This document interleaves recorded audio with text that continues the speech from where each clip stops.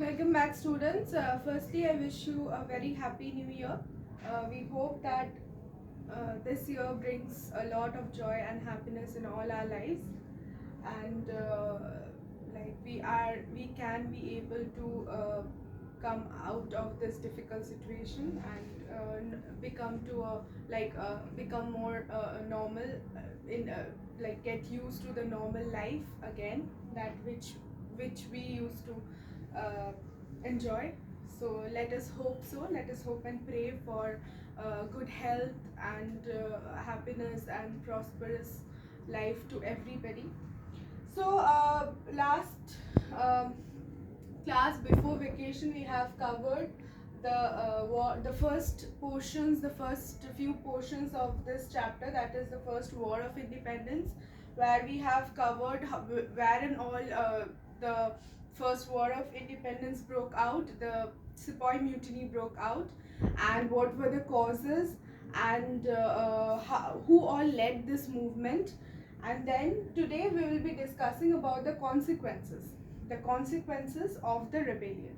So first consequence was end of company's rule. So till now we know that the East India Company came to India and started exercising their rule or their authority over India, over major parts of India, and they used to rule as per their whims and fancies to accomplish their trading rights and to earn profit. So they were more profit oriented, and their main thought or their main motive was to earn more profit and to increase their business. So till now it was company's rule, but with this particular first war of independence, they realized that it is difficult for the company to extend their rule as well as to continue their rule. So the rule moved from the company's hand to the queen's hand. So now the rule was established in the name of queen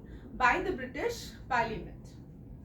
So now that India came under the direct control of the British Parliament, and the proclamation was made, and the proclamation was significant, although many promises were never kept. But it was said, like it was the Britishers tried to make the Indians believe that now the rule will be much more humane in nature, because this will be ruled by the British Queen and the British Parliament, not the trading company.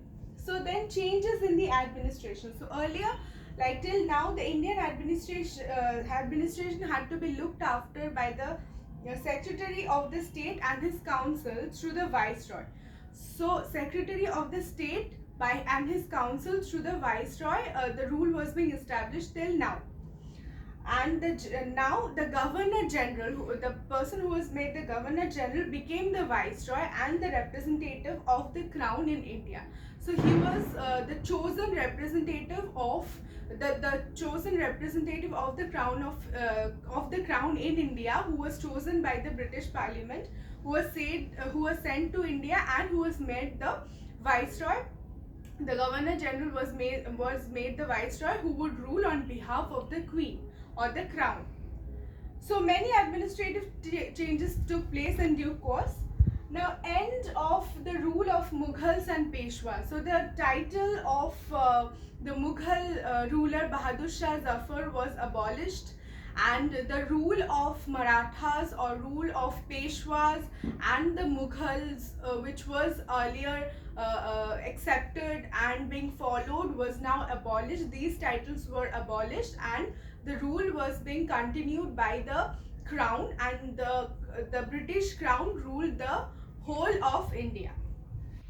So these titles were being abolished by the British Parliament. Now the policy then then the next consequence was the policy of divide and rule. So now we will know the basis of this policy while we study more about the British policies and how they extended their rule throughout India. We will learn in detail how the British policy of divide and rule was being implemented, and how this created diversities among the Indians, which finally helped the British. So this is something which is very interesting and very important also in the Indian history. So the policy of divide and rule, they tried, so Indians, so here in India we had diversity of religion, diversity of cultures, ethnic communities, and a lot of different people, like lot of different types of religious communities, and the people of different places speaks different language. So there is ethnic and linguistic diversities also. So they wanted, and before British came, like the people of different ethnic communities, like there were stark differences between the northern state and the southern states, but almost the whole of northern states were united, irrespective of the religions or irrespective of various cultural differences. And similarly, the people of the south under one empire or two empire was almost mostly united. So this was and also the Mughal. So we in the previous classes or in your previous standards, you have come across this fact that the Mughals had established a huge control over the huge part of India. So all the people of those, all the people who came under Mughal rule, so they were mostly united, irrespective of the differences in their cultures or ethnicity or the various language. So they would be mostly together or united. So here they wanted, the Britishers wanted to break this unity and implement this policy of divide between the communities and extend their rules, so that they can easily control the states and control the people. Now, new policies towards Indian states. So there were new policies which were introduced by the British government, which actually allowed the issueless kings or issueless rulers to adopt their legal years. Like before, the doctrine of lapse, subsidiary alliance, all this were being implemented, which did not allow the rulers to adopt the legal or to adopt any son who can become the next ruler.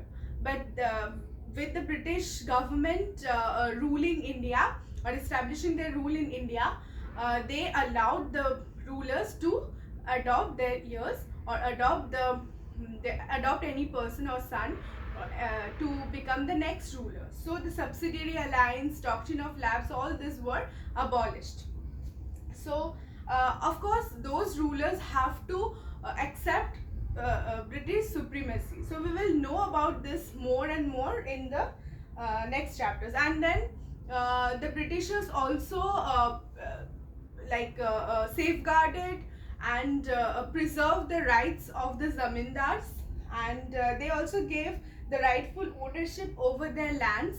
So zamindars, the class of aristocracy or the class of zamindars, have actually had gained importance with the permanent settlement.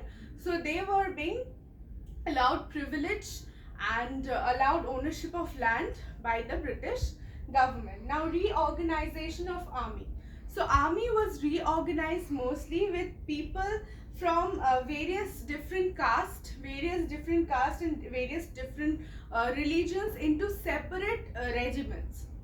Like the army was reorganized, as in the number of Indian soldiers who were there in the army was heavily reduced, so that even if there is any revolt among the army, or even if there is any mutiny which happened in this year in the first war of independence, that can be controlled. So the number of Indian soldiers were reduced to a lot extent, and people from different castes and different religious communities were kept in separate regiments. So here also the policy of divide and rule was being followed, and the army was reorganized. So this is about the various consequences of this revolt of 1857. The next in the next class we will be studying about nature of Sepoy Mutiny.